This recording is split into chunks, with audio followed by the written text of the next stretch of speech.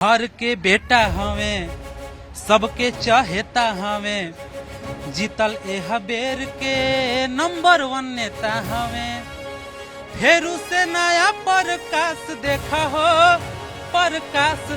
हो 2 साल अरे 18 महीना पहले इतिहास देखा हो जीता के निरहू भैया के विकास देखा हो 2 साल पहले इतिहास देखा हो जीता के हमरा भैया के विकास देखा हो। लोकसभा चुनाव के लिए बीजेपी ने एक बार फिर दिनेश लाल यादव उर्फ निरहुआ को आजमगढ़ लोकसभा सीट से मैदान में उतारा है। भोजपुरी स्टार दिनेश लाल यादव ने 2019 में बीजेपी के साथ अपने राजनीतिक करियर की शुरुआत की थी। वर्तमान में वे आजमगढ़ के सांसद हैं। 2022 के उपचुनाव में बीजेपी के दिनेश लाल यादव ने सपा के धर्मेंद्र यादव को हरा दिया था। 24 में एक बार फिर लड़ाई है।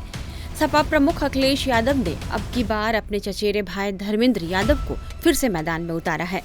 25 मई 2024 को छठे चरण में इस सीट पर वोटिंग तय है। निरहुआ ने धर्मेंद्र यादव की उम्मीदवारी को लेकर उन पर जमकर निशाना साधा है और वे दावा करते हैं कि केवल 1.5 साल में बीजेपी ने इतना काम किया है जितना कि सपा ने कई सालों में नहीं किया। आजमगढ़ में जनता के बीच निरहुआ ने हमारे संवाददाता आशुतोष सिंह से बात की है।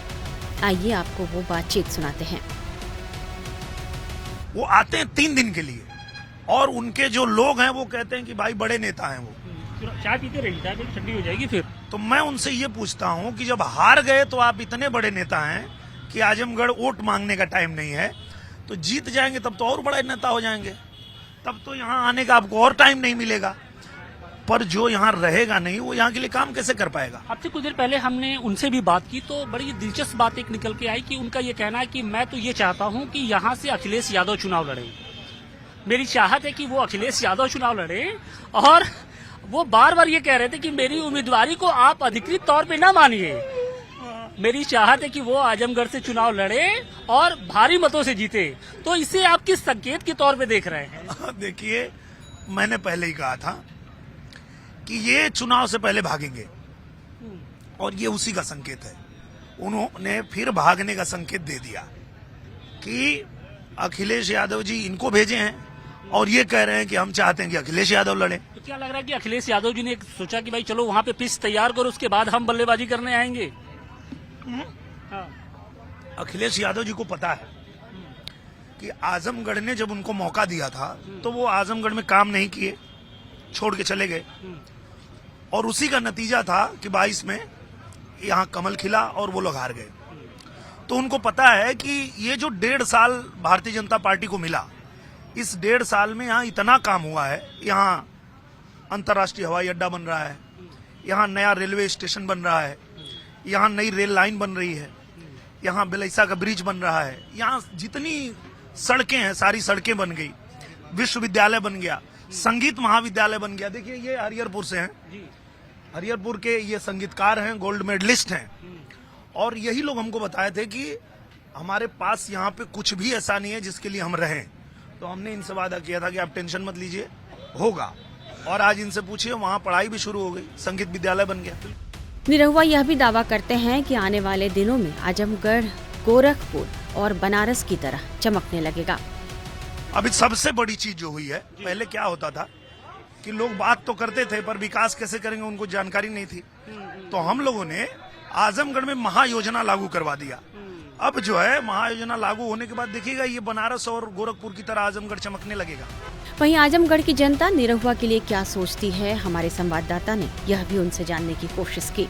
बहुत अच्छे इंसान हैं और अच्छा काम किए हैं। 18 महीने में पूरे 5 साल इनको नहीं मिला और 5 साल मिलता तो और अच्छा काम करते।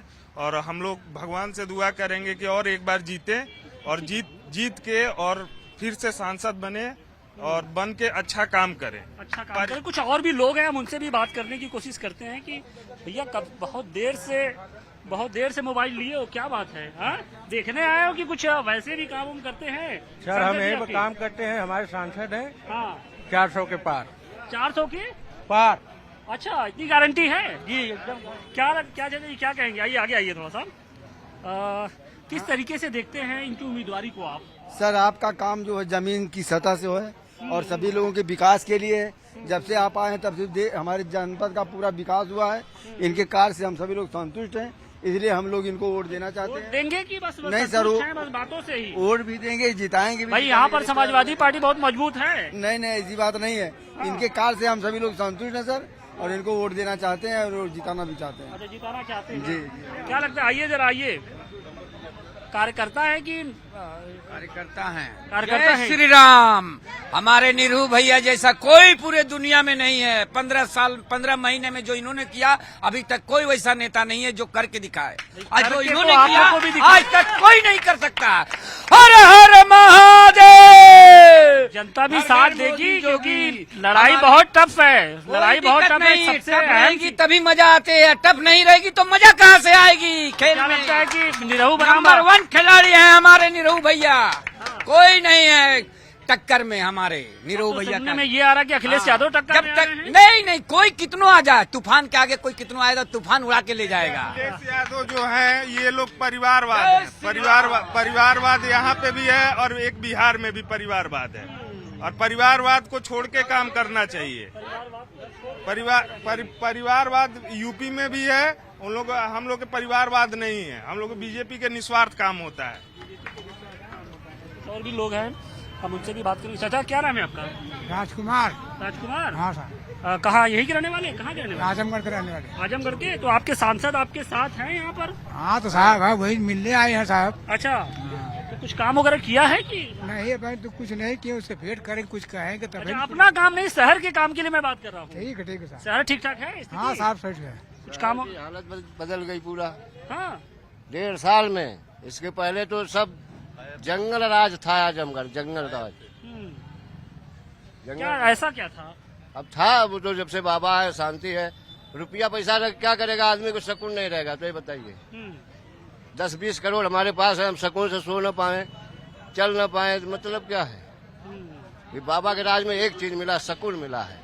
लेकिन आप इस पूरी फाइट को किस तरीके से देखते हैं, क्योंकि आजमगढ़ को समाजवादी पार्टी का गढ़ कहा जाता है, तो आप लोग को लगता है कि ये एक तरह का अफवाह है जो अब तक फैलाया जा रहा था कि आजमगढ़ समाजवादी पार्टी का गढ़ है।